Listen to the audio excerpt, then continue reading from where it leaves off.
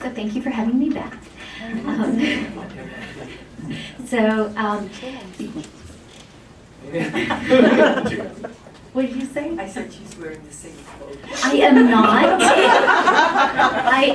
That's the last time you were up here. No, I selected this specifically. Yes, it was this color, but the dress was this color, and it was a cream colored blazer. I So. think she meant 30 seconds ago when you Yes. last Oh. time. Yes. Not 2 weeks ago. It was a joke. I have no sense of humor. Okay. So, so tonight I would like to bring forth to you the policy advisories that were put by ASBA and then looked at through the eyes of our attorney as well as through the committee.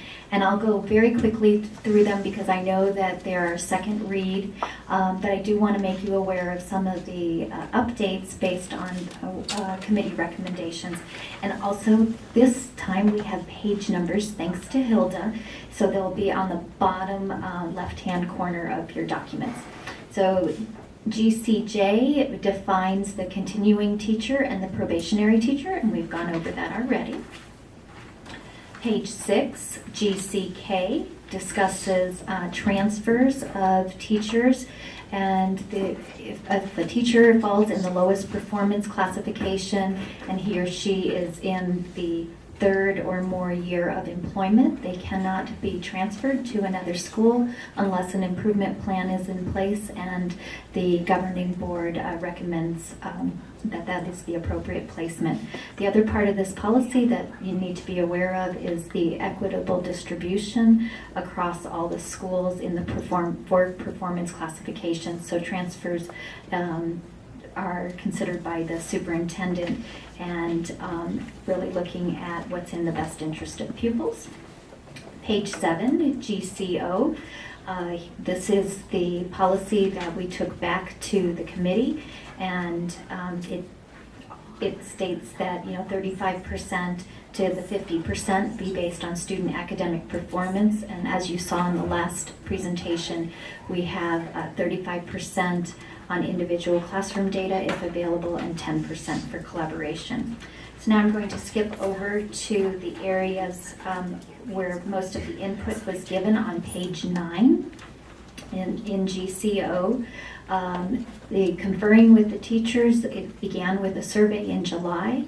Then a meeting was convened in August 12th after school to discuss the different areas to give input.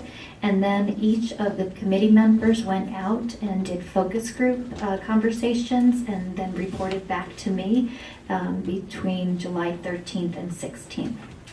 So on in the definition of inadequacy, you'll notice at the bottom of the page, A, B, and C, the performance rating of ineffective. Now remember the difference between rating in A and performance classification as a whole in B and C on 2 or more observations set forth. So then in B, the performance classification of ineffective on the district standard evaluation system as a whole.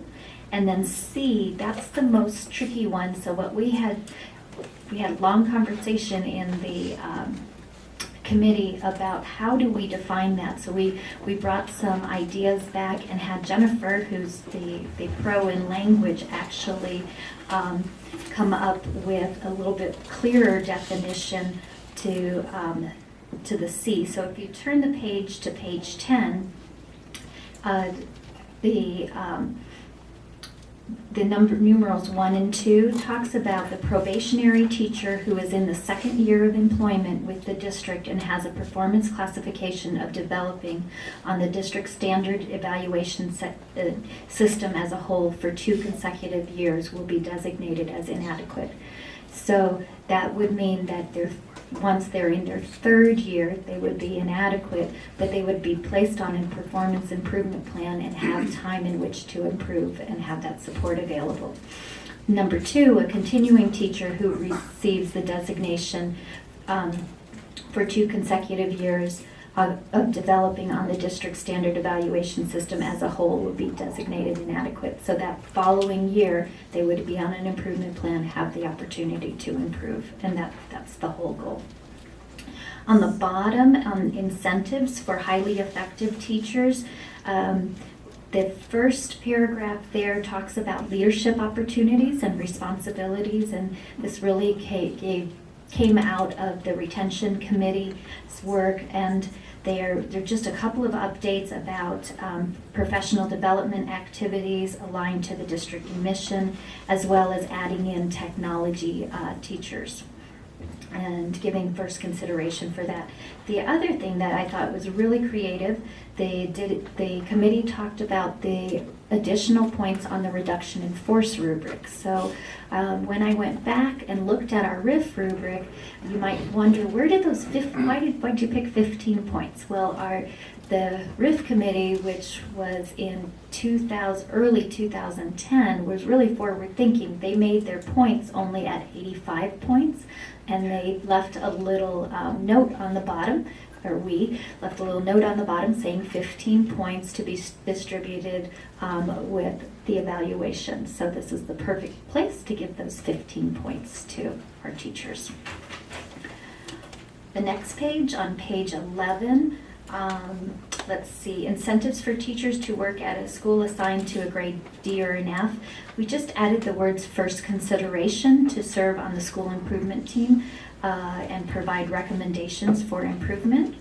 And then protections for teachers assigned to a D or an F school.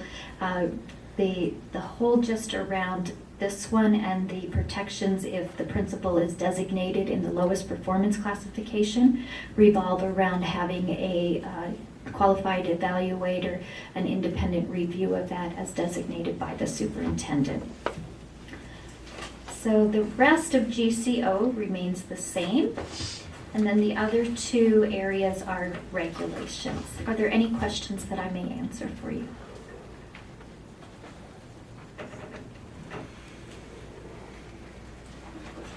Thank you. Welcome.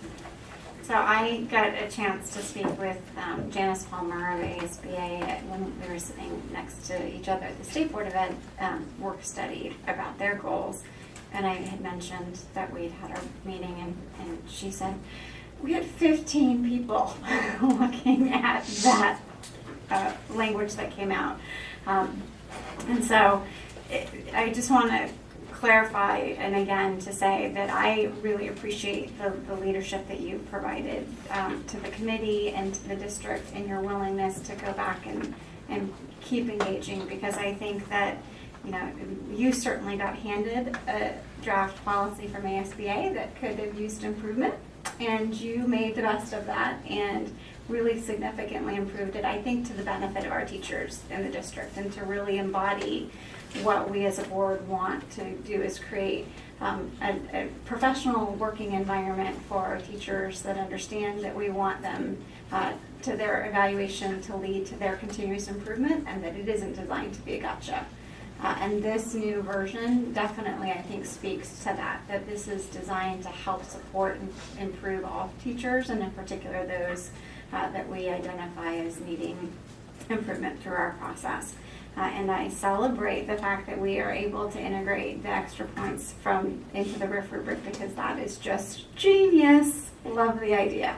So again, I really appreciate your leadership, the direction, the work that the committee looked at in terms of the revision, and also Jennifer's time in looking at the revisions, because I do believe that we have a far better policy than our district counterparts that just approved the standard language that they got from ASBA. So I appreciate your efforts. Thank you so much.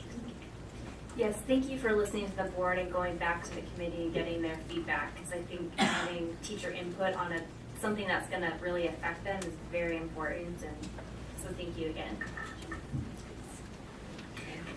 Any other questions or discussion or motion? Yes. I'd like to move the governing board if we don't have any other questions for discussion. I move the governing board gives give the second reading and adopt proposed revisions to governing board policy advisories 473 to 475 in accordance with policy BGB. I second. It has been moved and seconded. Is there any further discussion? If not, all in favor say aye. Aye. Any opposed? Okay. It is approved, and we move on to job description. Correct, yes. Job description